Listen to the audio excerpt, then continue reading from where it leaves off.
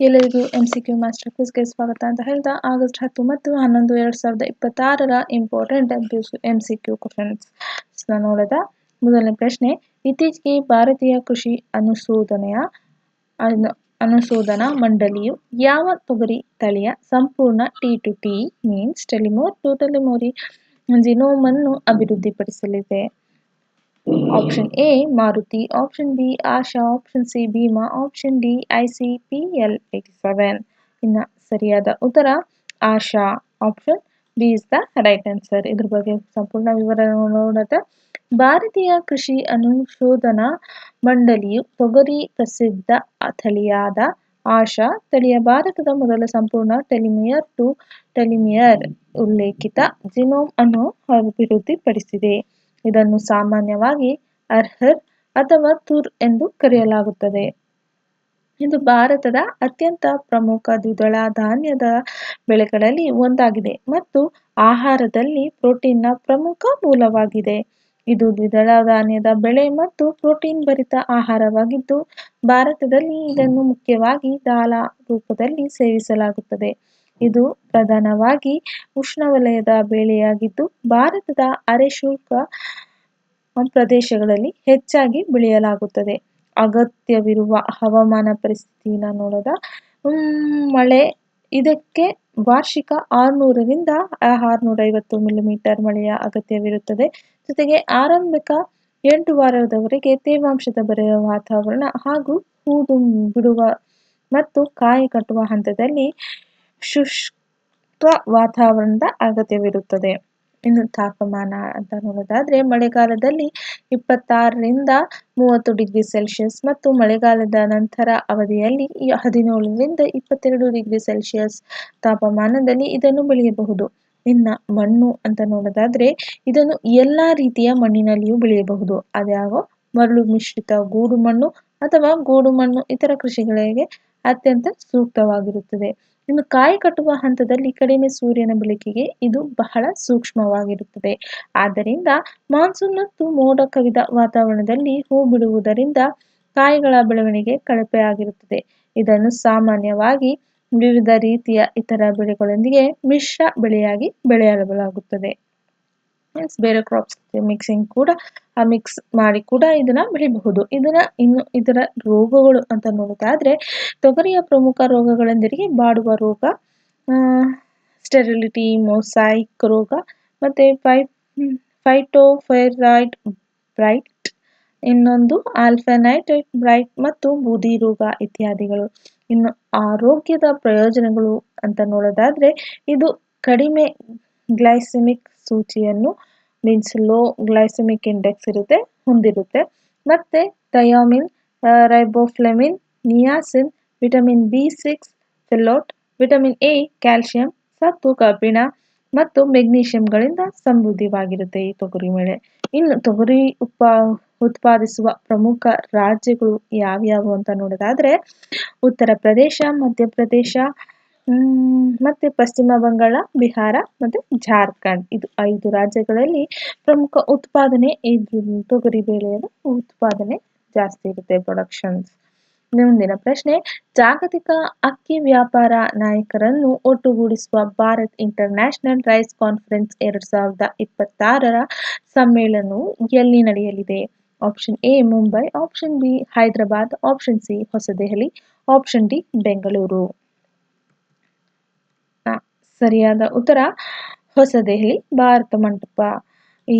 ಈ ಜಾಗದಲ್ಲಿ BRICS means Bharat international rice conference 2026ರ ಸಮ್ಮೇಳನವು ಇಲ್ಲಿ ನಡೆಯಲಿದೆ. ಇನ್ನು ಇದ್ರ ಬಗ್ಗೆ ಅಂತ ನೋಡೋದಾದ್ರೆ, ಇದರ ಅಭಿಯಾನ ಅಥವಾ ಸಮ್ಮೇಳನದ ಬಗ್ಗೆ ನೋಡಿದ್ರೆ, ಜಾಗತಿಕ ಅಕ್ಕಿ ವ್ಯಾಪಾರ ನಾಯಕರು, ಉತ್ಪಾದಕರು ಮತ್ತು ತಜ್ಞರು ಒಂದೆಡೆ ಸೇರುವ ಭಾರತ್ ಇಂಟರ್ನ್ಯಾಷನಲ್ ರೈಸ್ ಕಾನ್ಫರೆನ್ಸ್ 2026ರ ಸಮ್ಮೇಳನವು ಆಯೋಜನೆಗೊಳ್ಳಲಿದೆ. ಇನ್ನು ಯಾವ ದಿನಾಂಕ ಮತ್ತು ಸ್ಥಳ ಅಂತ ನೋಡೋದಾದ್ರೆ, ಈ 3 ದಿನಗಳ ಜಾಗತಿಕ ಸಮ್ಮೇಳನ ಅಕ್ಟೋಬರ್ 23 ರಿಂದ 25ರವರೆಗೆ 2026ರವರೆಗೆ ಹೊಸ ನವದೆಹಲಿಯಲ್ಲಿ ಭಾರತ ಮಂಟಪದಲ್ಲಿ ನಡೆಯಲಿದೆ. ಇನ್ನು ಪ್ರಮುಖ ಆಕರ್ಷಣೆ ಇದರಲ್ಲಿ ಏನಿರುತ್ತೆ ಅನ್ನೋದು ನೋಡೋದಾದ್ರೆ, ಈ ಸಮ್ಮೇಳನದಲ್ಲಿ ಜಗತ್ತಿನಾದ್ಯಂತ ಅಕ್ಕಿ ತಳಿಗಳು, ಸಂಸ್ಕೃತಿ ಮತ್ತು ನಾವೀನ್ಯತೆಯನ್ನು ಬಿಂಬಿಸುವ 9 ವಿಶೇಷ ಅನುಭವ ವಲಯಗಳು ಇದರಲ್ಲಿದ್ದು ಸುಮಾರು 200ಕ್ಕೂ ಹೆಚ್ಚು ಭತ್ತದ ಅಕ್ಕಿಯ ತಳಿಯನ್ನು ಪ್ರದರ್ಶಿಸಲಾಗುತ್ತದೆ. ಇದರ ಉದ್ದೇಶ ಜಾಗತಿಕ ಮಟ್ಟದಲ್ಲಿ ಅಕ್ಕಿ ವ್ಯಾಪಾರವನ್ನು ವಿಸ್ತರಿಸುವುದು, ಸುಸ್ಥಿರ ಕೃಷಿ ಪದ್ಧತಿಗಳು, ಆಹಾರ ಭದ್ರತೆ, ತಂತ್ರಜ್ಞಾನ ವಿನಿಮಯ ಹಾಗೂ ಭಾರತ ಕೃಷಿ ರಫ್ತು ಸಾಮರ್ಥ್ಯವನ್ನು ಜಗತ್ತಿಗೆ ಪರಿಚಯಿಸುವುದು ಇದರ ಮುಖ್ಯ ಗುರಿಯಾಗಿರುತ್ತದೆ. ಇನ್ನು 2026ರ ಸಾಲಿನ ಹರ್ ಘರ್ ತಿರಂಗ ರಾಷ್ಟ್ರವ್ಯಾಪಿ ಅಭಿಯಾನವು ಕೆಳಗಿನ ಯಾವ ಕೇಂದ್ರ ಸಚಿವರು ಪ್ರಾರಂಭಿಸಿದರು?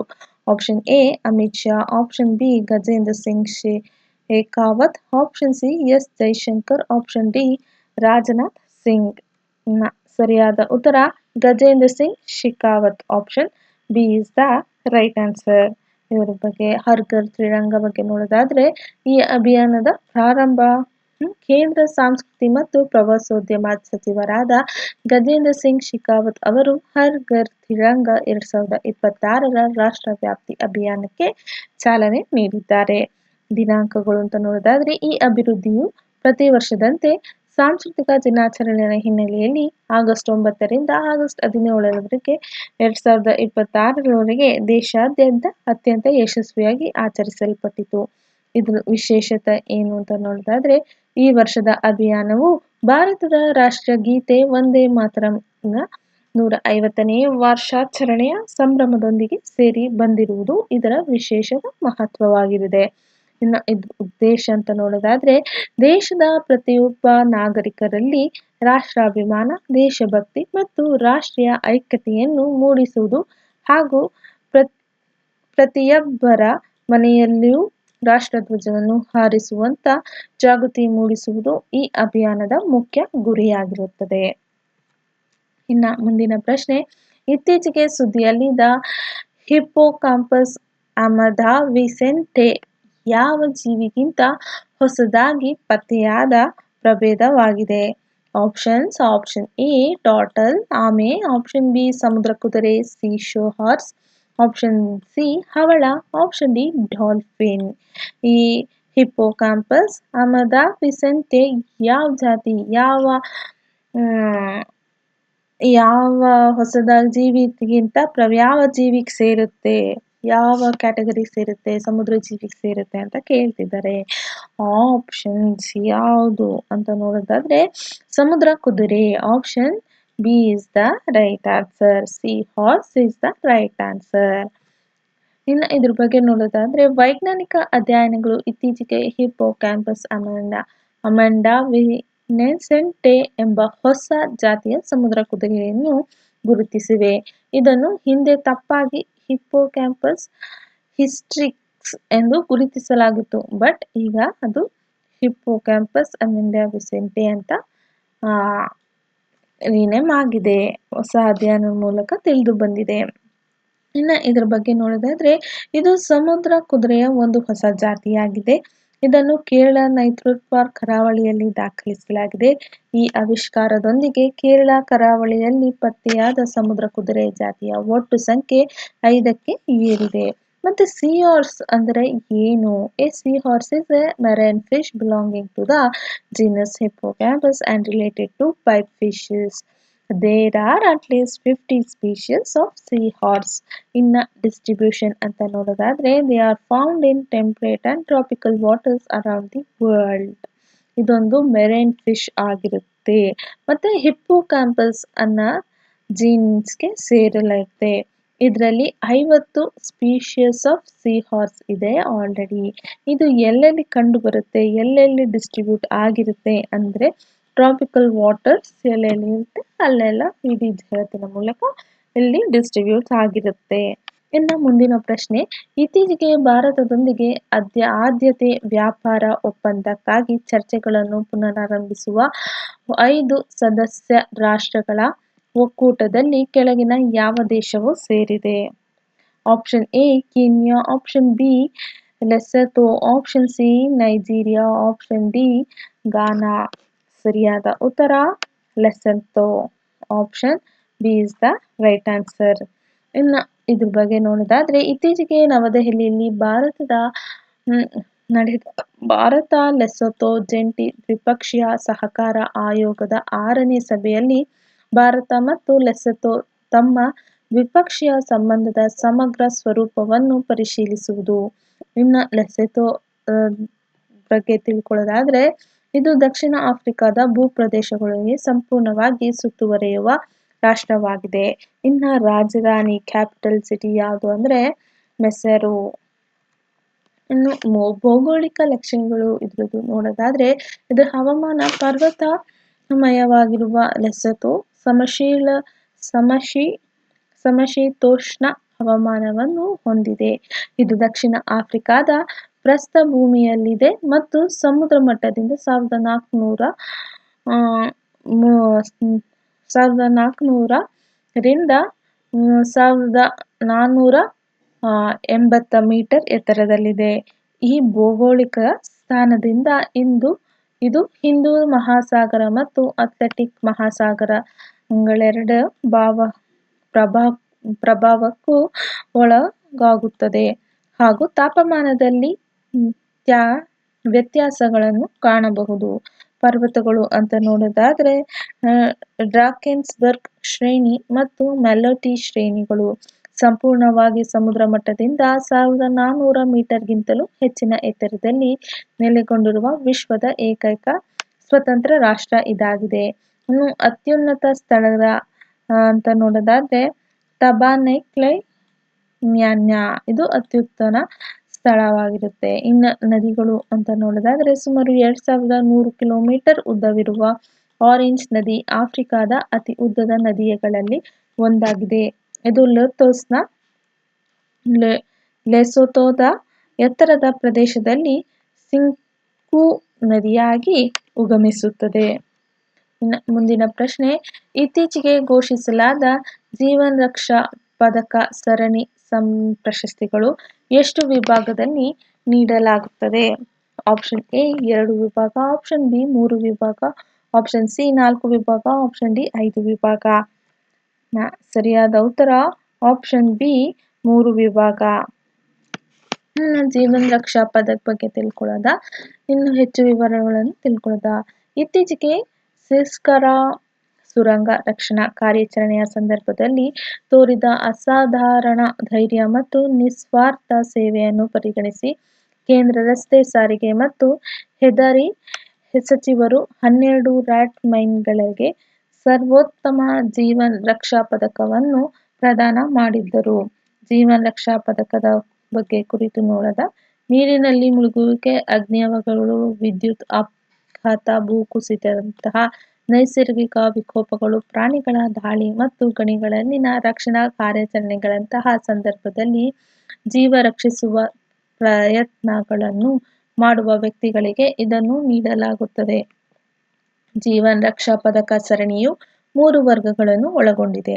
ಸರ್ವೋತ್ತಮ ಜೀವನ್ ರಕ್ಷಾ ಪದಕ ಇದರಲ್ಲಿ ಏನು ಅಂತ ನೋಡೋದಾದ್ರೆ, ರಕ್ಷಕರಿಗೆ ಅತ್ಯಂತ ಹೆಚ್ಚಿನ ಅಪಾಯವಿರುವ ಸಂದರ್ಭದಲ್ಲಿ ಜೀವವನ್ನು ಉಳಿಸುವಲ್ಲಿ ತೋರುವ ಅಸಾಧಾರಣ ಧೈರ್ಯಕ್ಕಾಗಿ ಇದನ್ನು ನೀಡಲಾಗುತ್ತದೆ.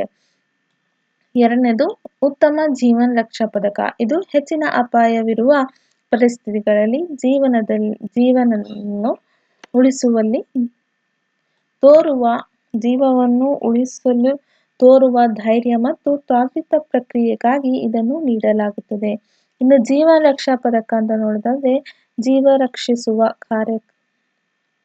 ಕಾರ್ಯಗಳಲ್ಲಿ ಧೈರ್ಯ ಮತ್ತು ತ್ವರಿತ ಪ್ರತಿಕ್ರಿಯೆಯನ್ನು ತೋರುವಾಗ ರಕ್ಷಕರು ಗಂಭೀರ ದೈಹಿಕ ಗಾಯಗಳಿಗೆ ಒಳಗಾಗುವ ಸಂದರ್ಭದಲ್ಲಿ ಇದನ್ನು ನೀಡಲಾಗುತ್ತದೆ.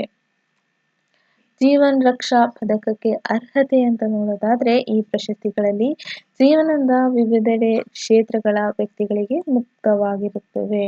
ಶಸ್ತ್ರಪಡೆಗಳು, ಪೊಲೀಸ್ ಪಡೆಗಳು ಮತ್ತು ಮಾನ್ಯತೆ ಪಡೆದ ಅಗ್ನಿಶಾಮಕ ಸೇವೆಗಳ ಸಿಬ್ಬಂದಿಯೂ ಇದಕ್ಕೆ ಅರ್ಹರು. ಆದರೆ ಅವರು ತಮ್ಮ ಸಾಮಾನ್ಯ ಕರ್ತವ್ಯದ ವ್ಯಾಪ್ತಿಯನ್ನು ಮೀರಿ ಶೌರ್ಯದ ಕಾರ್ಯವನ್ನು ಮೆರೆದಿರಬೇಕು. ಪರಿಷ್ಕೃತ ನಿಯಮಗಳ ಅಡಿಯಲ್ಲಿ ಕೇಂದ್ರ ಸಶಸ್ತ್ರ ಪೊಲೀಸ್ ಪಡೆಗಳು ಮತ್ತು ಕೇಂದ್ರ ಪೊಲೀಸ್ ಸಂಸ್ಥೆಗಳ ಸಿಬ್ಬಂದಿಯೂ ಸಹ ಈ ಪ್ರಶಸ್ತಿಗೆ ಅರ್ಹರಾಗಿರುತ್ತಾರೆ. ಇನ್ನು ಪ್ರಶಸ್ತಿ ಪುರಸ್ಕೃತರು ಸಂಬಂಧ ಹೊಂದಿರುವ ಆಯಾ ಕೇಂದ್ರ ಸಚಿವಾಲಯಗಳು ಸಂಸ್ಥೆಗಳು ಅಥವಾ ರಾಜ್ಯ ಸರ್ಕಾರಗಳು ಅವರಿಗೆ ಈ ಪ್ರಶಸ್ತಿಯನ್ನು ಪ್ರದಾನ ಮಾಡುತ್ತದೆ. ಇನ್ನು ಜೀವನ್ ರಕ್ಷಾ ಪದಕ ಪ್ರಶಸ್ತಿಯ ವೈಶಿಷ್ಟ್ಯಗಳು ಅಂತ ನೋಡೋದಾದ್ರೆ, ಇದಕ್ಕಾಗಿ ರಾಜ್ಯಗಳು ಅಥವಾ ಕೇಂದ್ರಾಡಳಿತ ಪ್ರದೇಶಗಳು ಮತ್ತು ಕೇಂದ್ರ ಸಚಿವಾಲಯಗಳಿಂದ ವಾರ್ಷಿಕವಾಗಿ ನಾಮನಿರ್ದೇಶನವನ್ನು ಆಹ್ವಾನಿಸಲಾಗುತ್ತದೆ.